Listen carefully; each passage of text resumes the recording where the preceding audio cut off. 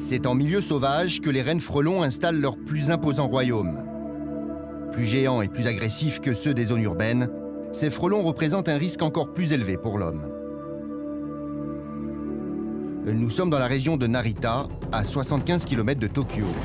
À proximité de cette forêt, un club de motards vient s'entraîner chaque semaine.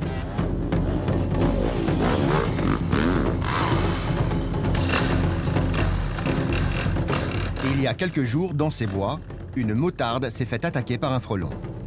Oh, ça faisait tellement mal. Le club a donc fait appel au chasseur de frelons de la région, Atashi. C'est au fond qu'elle s'est fait piquer. Si Hiroshi n'intervient qu'en milieu urbain, Atashi, lui, a préféré se concentrer sur les environnements plus naturels, même si le risque est accru. Et son expérience va rapidement lui permettre d'identifier l'emplacement du nid.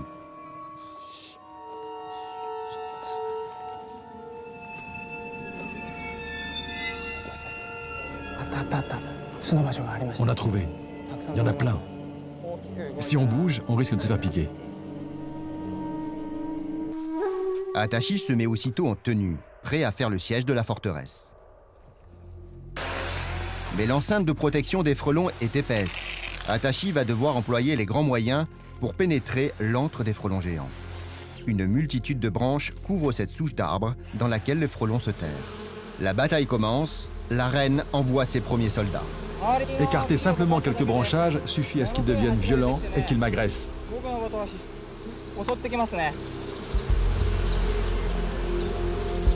C'est un aspirateur à frelons que j'ai conçu moi-même. S'il utilise un aspirateur au lieu d'un pesticide, c'est parce qu'il ne veut pas tuer les frelons, mais les conserver. Un danger supplémentaire, cependant, qui accroît les risques de piqûres. Alors qu'un insecticide peut neutraliser 100 frelons en quelques secondes, Atashi va devoir se mesurer à eux un à un, alors que des hordes de frelons ne cessent de surgir de la souche.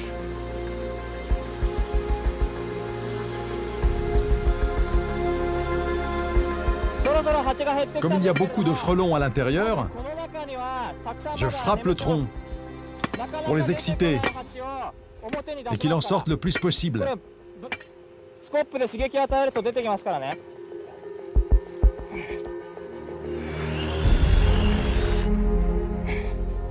C'est au prix d'un effort conséquent qu'Atashi parvient à retourner le tronc. Le nid se trouve dans les racines de l'arbre. Il peut enfin atteindre le dernier rempart, mais il va lui falloir créer une première brèche. Seul moyen de percer ce bois très dur, scier. Voilà, voilà.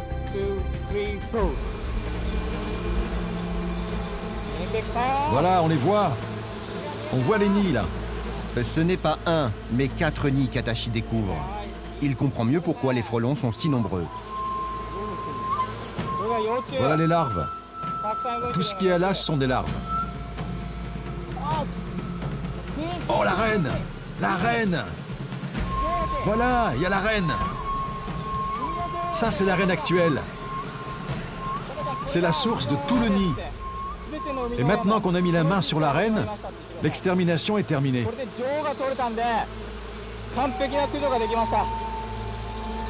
La reine aura sa propre cellule, car Atashi compte l'encadrer chez lui comme un trophée de guerre.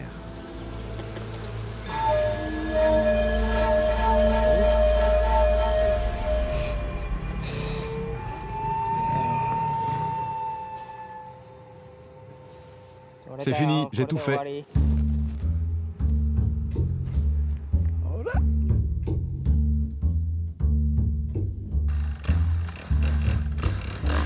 Regarde! C'est la personne qui s'est faite piquer.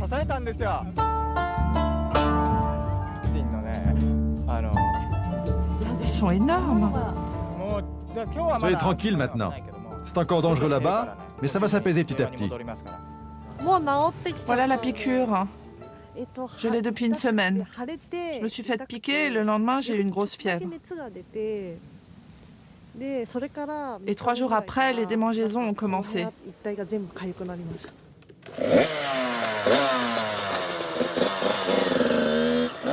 Si Atashi souhaite préserver ses frelons vivants et prendre plus de risques, c'est pour se consacrer à une tradition très singulière. Il va rejoindre le club des motards et partager avec eux une curieuse coutume. C'est l'heure du repas de chasse. Cette larve a déjà du venin. Celles-ci sont meilleures. Elles n'en ont pas encore. C'est super bon.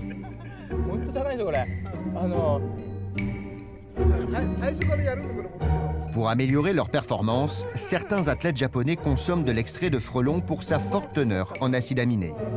Pour l'heure, c'est la victime qui aura d'abord ce privilège.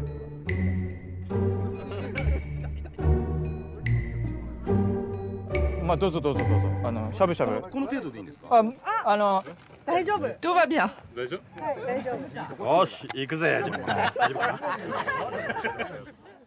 C'est vraiment bon.